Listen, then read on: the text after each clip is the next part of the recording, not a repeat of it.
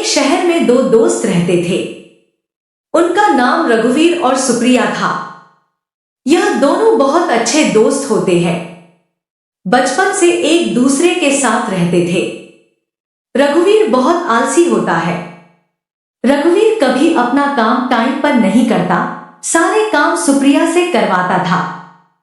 सुप्रिया कर भी देती थी। रघुवीर को गाने सुनना और गेम खेलना बहुत पसंद था और सुप्रिया पढ़ाई में बहुत होशियार होती है। सुप्रिया को पढ़ाई करना और रघुवीर से बातें करना पसंद था। इन दोनों के बीच कोई नहीं आता था, सब रघुवीर से डरते थे। ऐसे ही समय बीतता है और दोनों बड़े हो जाते हैं। रघुवीर के अंदर कोई सुधार न होता देख के रघुवीर के मम्मी पापा को बहुत चिंता रहती थी। डांटने पर सुप्रिया हर बार रघुवीर को बचा लेती थी, पर यह कब तक चलता। दोनों कॉलेज आ गए थे। रघुवीर एक क्लास पीछे था सुप्रिया से, क्योंकि रघुवीर फेल हो गया था। रघुवीर के पापा ने रघुवीर को बहुत सुनाया और रघुवीर कुछ नहीं बोलता, चुपचाप अपने रूम में चला जाता था। उतने में सुप्रिया आ जाती है और रघुवीर के पापा सुप्रिया से कहते हैं, बेटा अब तू ही इसे समझा। तब सुप्रिया रघुवीर के पास जाती है और रघुवीर को पढ़ाई करने के लिए बोलती है। सुप्रिया रघुवीर को कहती है, आगे तुमने पढ़ाई नहीं की तो मैं तेरी कोई हेल्प नहीं कर सकती। रघुवीर बहुत सीरियस हो गया था। पापा ने बहुत गुस्सा किया आज रघुवीर पर। रघुवीर ने सुप्रिया से कहा, यार मुझसे नहीं होती पढ़ाई। सुप्रिया कहती है, मैं तेरी हेल्प करूंगी, हम दोनों साथ में पढ़ाई करेंगे।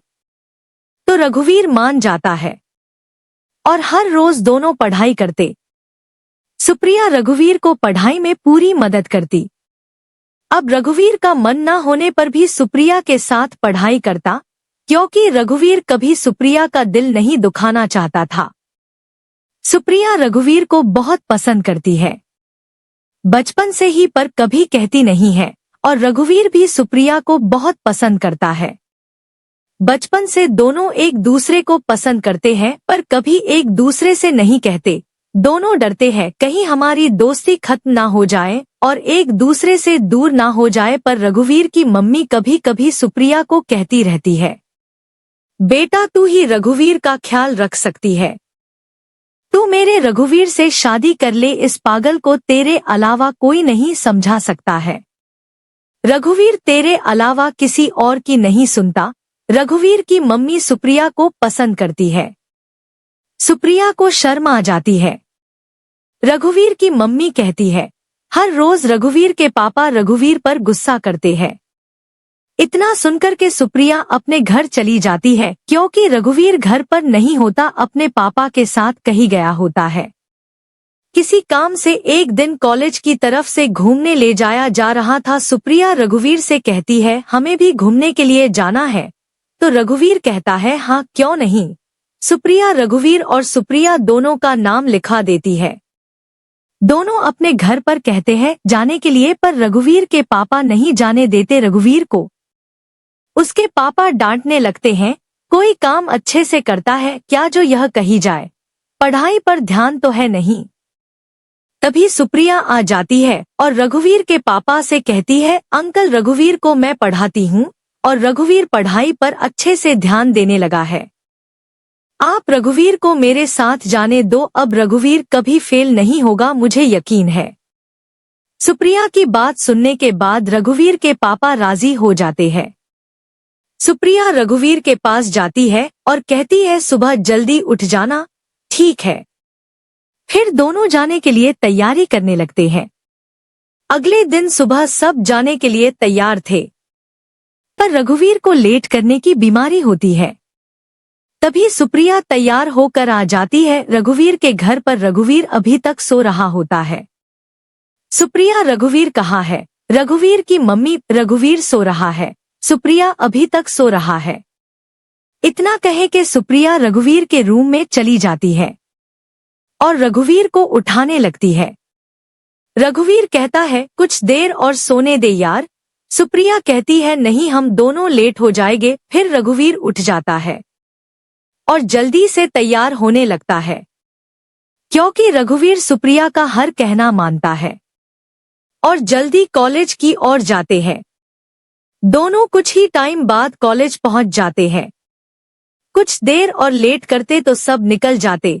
सुप्रिया रघुवीर को मारने लगती है क्योंकि सब बस में बैठ गए थे, सिर्फ रघुवीर और सुप्रिया का ही इंतजार कर रहे थे। दोनों भी जल्दी से बस में बैठे जाते हैं, सब मौज मस्ती करते हैं और गाना गाते हैं। रघुवीर और सुप्रिया को सबसे पीछे की सीट मिलती है। लेट होने की वजह से सुप्रिया रघुवीर पर गुस्सा करती है, आज तेरी वजह से बस छूट जाती ना। तब रघुवीर कहता है, यार सॉरी। सुप्रिया मान जाती है और बातें करने लगती है। सुप्रिया को नींद आने लगती है और रघुवीर अपने फोन से गाने सुन रहा होता है। सुप्रिया खिड़की के पास ही बैठी होती है और खिड़की पर सर रख के सो जाती है। जैसे जैसे बस हिलती है वैसे वैसे बार बार सुप्रिया उठ जाती है। तब रघुवीर देख लेता है और अपने कंधे पर सुप्रिया का सर रख देता है। सुप्रिया रघुवीर के कंधे पर ही सो जाती है। तभी अचानक बस ब्रेक मारती है तो सुप्रिया रघुवीर को कस के पकड़ लेती है और रघुवीर को बहुत अच्छा लगता है। रघुवीर भी अपना हाथ सुप्रिया के कमर पर रख लेता है और दोनों एक दूसरे के करीब आ जाते हैं। सुप्रिया नींद में रघुवीर के गले के पास ही सुप्रिया के लिप्स लगने लगते हैं। तभी रघुवीर को कुछ कुछ होने लगता है। रघुवीर सुप्रिया को कस के पकड़ लेता है, सुप्रिया भी रघुवीर को पकड़ लेती है। ना जाने क्या होता दोनों को। रघुवीर भी अपने आप को संभाल नहीं सका, सुप्रिया इतना करीब आ गई थी। सुप्रिया और रघुवीर के लिप्स दोनों एक दूसरे के बहुत करीब आ जाते हैं और रघुवीर सुप्रिया को किस करने लगता है और सुप्रिया भी साथ देती है। दोनों एक दूसरे में खो जाते हैं। सुप्रिया को रघुवीर प्यार से अपनी ओर खींच लेता है और दोनों एक दूसरे को किस करते रहते हैं। तभी अचानक बस रुक जाती है और रघुवीर दूर हो जाता है। तभी सुप्रिया रघुवीर को अपनी ओर करती है पर रघुवीर कहता नहीं, फिर सुप्रिया भी दूर हो जाती है। अब दोनों एक दूसरे को देखने लगते हैं। रघुवीर कहता है, सॉरी वो सुप्रिया पता नहीं क्या हुआ। रघुवीर डरने लगता है पर सुप्रिया रघुवीर के बोलने से पहले ही रघुवीर के लिप्स पर अपनी उंगली रख देती है और कहती है, जो हुआ अच्छा हुआ, मुझे अच्छा लगा। बस फिर से चलने लगती है। सुप्रिया रघुवीर से कहती है, मैं तुमसे बहुत प्यार करती हूँ रघुवीर। काफी टाइम से रघुवीर भी सुप्रिया को पसंद करता था। रघुवीर भी कहता है, मैं भी बहुत प्यार करता हूँ सुप्रिया, पर हमारी दोस्ती खराब ना हो इसलिए कभी कहा नहीं। फिर दोनों गले लग जाते हैं। दोस्ती प्यार में बदल गई। दोनों बातें करने लगते हैं। कब और कैसे हुआ दोनों को प्यार, यह बताने लगते हैं।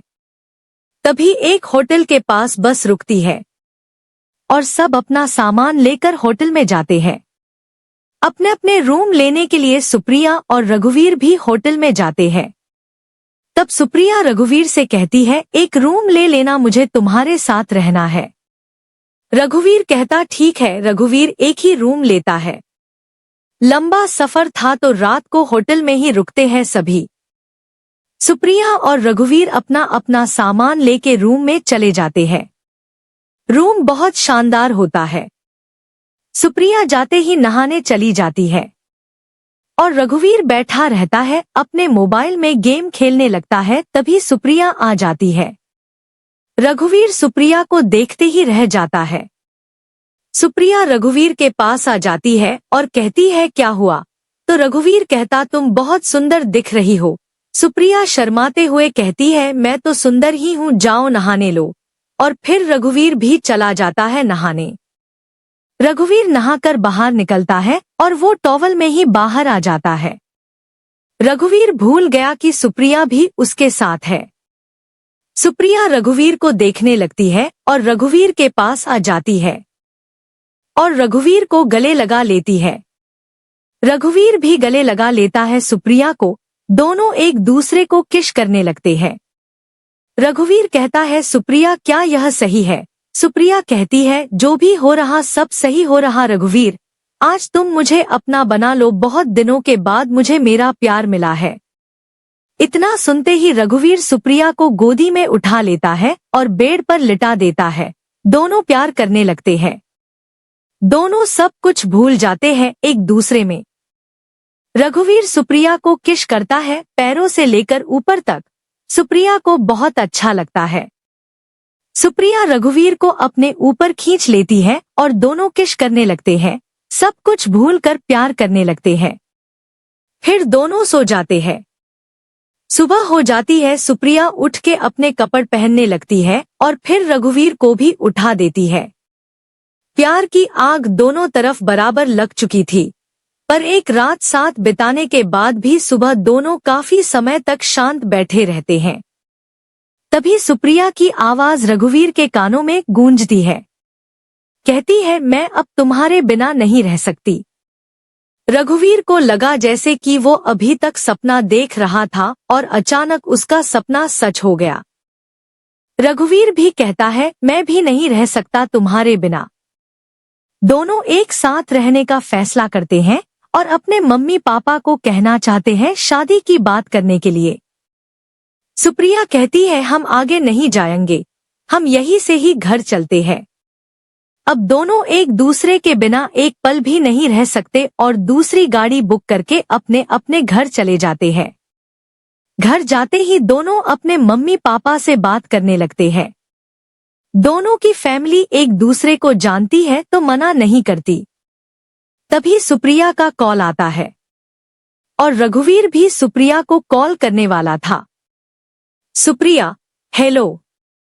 रघुवीर, हेलो सुप्रिया, मैं अब तुझे कॉल करने वाला था। सुप्रिया, चल झूठे। वीर, नहीं सच्चा। रिया, छोड़ मेरे मम्मी पापा हम दोनों की शादी के लिए हाँ कह दी। वीर, मेरे भी मम्मी पापा मान गए और शाम को अपने मम्मी पापा के साथ तुम्हारे घर आ रहा हूँ। रिया, जल्दी आना, मैं इंतजार करूंगी। फिर फोन रख देते हैं। दोनों बहुत खुश होते हैं। रिया अपने मम्मी पापा को बताती है कि वीर के मम्मी पापा आने वाले हैं शाम को और तैयारी करने लगती है। टाइम कब बीत जाता है पता ही नहीं चलता। रिया तैयार होने लगती है। शाम होते ही वीर अपने मम्मी पापा के साथ रिया के घर पहुंच जाता है। रिया के घर जाते सबको नमस्ते करते हैं।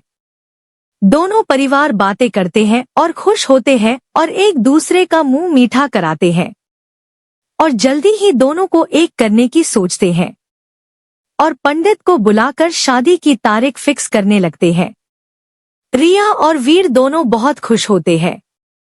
बहुत जल्दी दोनों की शादी हो जाती है और दोनों परिवार बहुत खुश होते हैं।